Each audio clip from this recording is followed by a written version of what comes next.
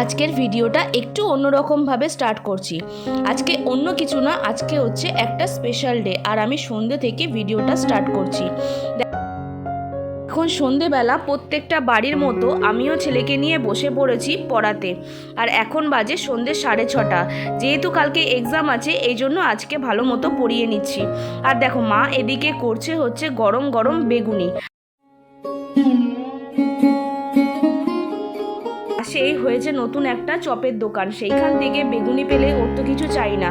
কিন্তু প্রত্যেক দিন এইভাবে নিয়ম করে বাইরের জিনিস বা বাইরের তেলে ভাজা খাওয়া তো ঠিক না।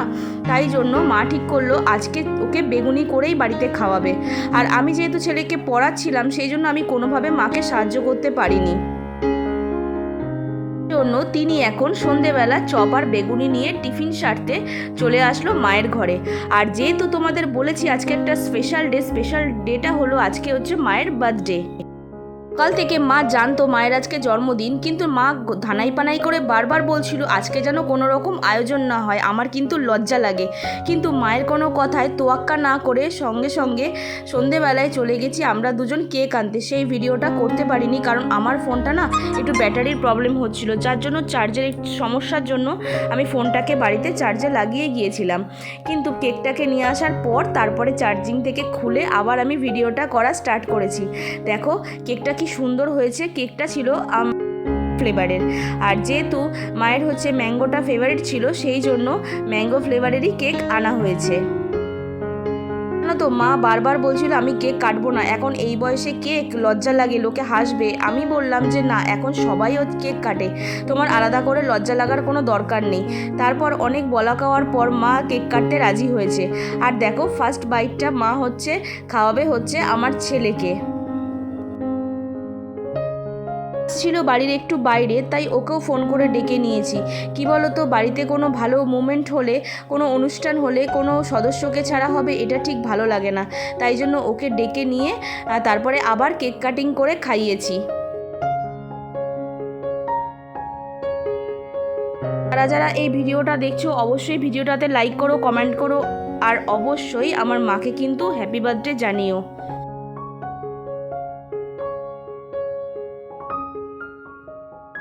যেহেতু আমাদের পাশে আজকে ছিল হচ্ছে একটা মেলা, আর সেই জন্য আমার ছেলের বায়না ছিল তার দাদানের কাছে যে আজকে মেলায় ঘুরতে নিয়ে যেতে হবে। আর মেলাতে ঘুরতে গিয়ে ওর বায়না হচ্ছে খেলনা।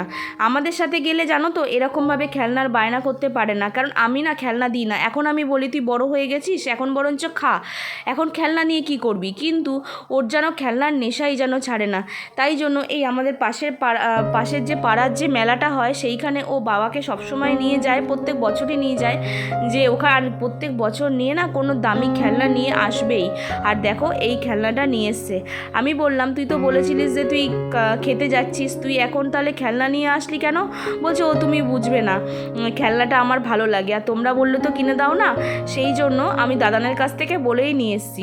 আর কিনে দেবই বা কী করে বলো, কোনো খেলনা না 2 দিনের বেশি 3 দিন আর যায় না, ওই জন্য যত্নে রাখতে পারে না বলে না আমার না খেলনা দিতেও ইচ্ছা করে না।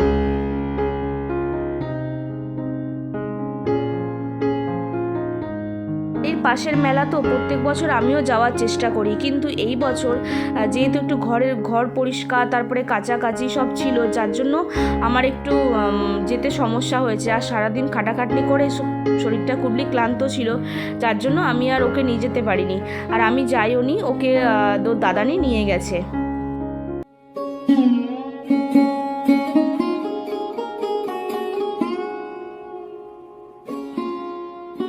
এই প্লেনটা এখন আমি তোমাদের সামনে উড়িয়ে দেখাবো। প্লেনটা কিন্তু খুব সুন্দর ছিল, কিন্তু এই প্লেনটা আমার কষ্ট হচ্ছে যে এই জিনিসটাও কতদিন ঠিকঠাক মতো টিকিয়ে রাখতে পারবে, ব্যাপারটা হচ্ছে ওটা। আর কোনো জিনিস নতুন যখন পেলে না, তখন এত দিনে 24 ঘন্টা থেকে 48 ঘন্টা ও যেভাবে হাতে রেখে দেবে, আর সেই এত যত্নে রেখে দেবে, হাতের কাছাকাছি রেখে দেবে, যে ওটা 3 দিনের বেশি আর টিকবে না। আর আমি যে হাতের ব্রেসলেটটা নিয়ে এসেছিলাম, সেটা হচ্ছে আমার ছেলে নিয়ে এসেছিলো মেলা থেকে, মানে ওটাও অবশ্য দাদানি কিনে দিয়েছিল ওর বায়নাতে, তাও আমার জন্য কিনে নিয়ে এসেছিল। Our hearts beat to the city streets. We began to feel the fire. We rise like tall buildings as the chemicals that take us higher.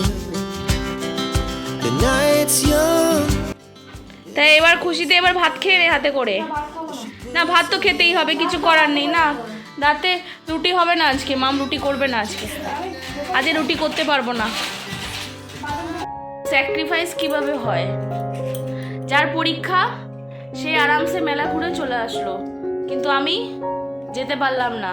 ভাবলাম পরীক্ষা কি করে যাব, কিন্তু যার পরীক্ষা সে আরামসে মেলা ঘুরে কেনাকাটা করে একবারে রেডি হয়ে চলে আসলো। পড়াশোনার ভ্রুক্ষেপ নেই। এটাই হয়, মাঝখান থেকে আমি হই বলি, ব্যাপারটা হচ্ছে এটা।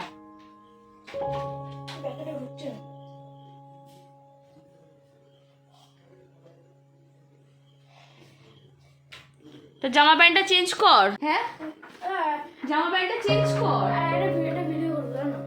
ভিডিও তো আমি করেছি। কি বলছিস, কেমন হয়েছে তো খেলনা?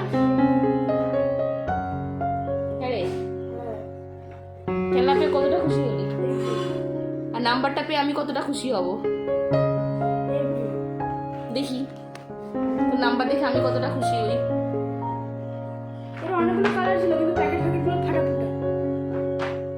তখন যাবে তো প্যাকেট নিয়ে কি তুই জল খেতিস? না, কালার একটা ছিল ইয়েলো, একটা ছিল ব্লু, একটা ছিল রেড।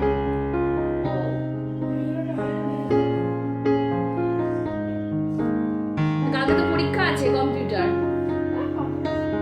হেই মানে এই ভিডিওটা আমি স্যারকে পাঠাবো। চ্যাপ্টারটা WhatsApp-এ থাকে না, আমার কাছে আছে। নেই।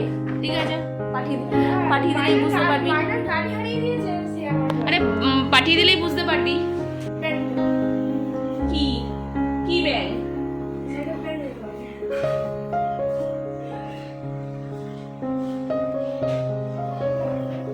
আসল কথা, বাড়ির সামনে মেলা হচ্ছে। কি বলতো, আমি তোমাদের দেখাতে পারিনি এই ভিডিও, হয়তো এই ব্লগে আমি মেলাটা দেখাতে পারবো না, কারণ এই মেলাটাতে না আমার যাওয়া হয় না সেইভাবে। আর ভাবি প্রত্যেক বছর যাবো কিন্তু পরীক্ষাটা এমনভাবে পড়ে যে যাওয়াই হয় না আর। কিন্তু এবার গিয়ে হাতে করে খেয়ে নে। হাতে করে আমিও খাওয়াতে পারবো না। তুই মেলা ঘুরতে পারলি, তুই সব কিছু করতে পারিস। যাওনি কেন? হ্যাঁ, কোথায় বলেছিলিস? তুই বললি আমি যাবো, খাবো, চলে আসবো। তুই কি বলেছিস আমাকে? হেলিকপ্টার প্যাড থেকে উড়াবো তোকে। এখন এটা নিয়ে চলবে এখন অপারেশন, যতক্ষণ না এটা ভাঙবে কিন্তু 24 ঘন্টা ওটা ওর হাতে থাকবে। এটাকে ভাঙবে। ডিসনা করে নিয়েছি, আর দেখো ছেলেও এখন একদম ঘুমিয়ে পড়েছে। তো আজকের মতো ভিডিওটা আমি এখানেই শেষ করলাম। ভিডিওটা যদি ভালো লেগে থাকে অবশ্যই চ্যানেলটা লাইক করবে, কমেন্ট করবে, চ্যানেলটা সাবস্ক্রাইব করবে, আর ভিডিওটা লাইক করবে, কমেন্ট করবে, আর চ্যানেলটা কিন্তু সাবস্ক্রাইব করতে কিন্তু ভুলবে না। আর এখন বাজে রাত 1:45। দেখো ঘড়িতে বাজে 1:45। আর আসলে আমার কিছু এডিটিং বাকি ছিল, ওই জন্য ভাবছি এডিটিংটা করে তারপরে শুয়ে পড়বো। আর এডিটিং তো করা হয়ে গেছে, তারপরে একটু সোশ্যাল সাইটে থাকতে গিয়ে এই সমস্যাগুলো হয়ে গেছে, মানে বেজে গেছে এখন 1:45। সেই জন্য লেট হয়ে গেল শুতে। আর ছেলে বেচারা কী করবে, ও তো ঘুমিয়েই পড়েছে। আর অনেক সকালে ওঠে তো, যার জন্য স্কুল থাকে, পড়া থাকে, আর যার জন্য আর বেশি রাত্রির অবধি জেগে থাকতে পারে না। কিন্তু আমার কাজগুলো তো করতে হবে, সেই জন্য আমার একটু শুতে লেট হয়। আসলে কি বলতো, সকালবেলা যখন উঠি না, উঠে চারিদিকের কাজকর্মের জন্য এই জন্য না হয়ে ওঠে না যে কখন সব এডিটিংগুলো করব, কখন মিউজিক অ্যাড করব। আর সকালের কাজের প্রেশারে না আমি এই ব্লগের দিকে সময় দিতেই পারি না, যার জন্য আমি ছেলে ঘুমিয়ে যাওয়ার পর কি বাকি সারাদিনের কাজগুলো করে যাওয়ার পর আমি টোটাল বাকি কাজগুলো কমপ্লিট করি, চেষ্টা করি করার। আর সেটাই হয়েছে আজকে। আর আজকে করতে করতে এতটা যে দেরি হয়ে যাবে না আমি নিজেও বুঝতে পারিনি। আর দেখছি যে এখন বেজে গেছে 1:45। তো আজকে আর বেশি রাত্রির করবো না, ব্লগটা এখানেই আমি শেষ করলাম।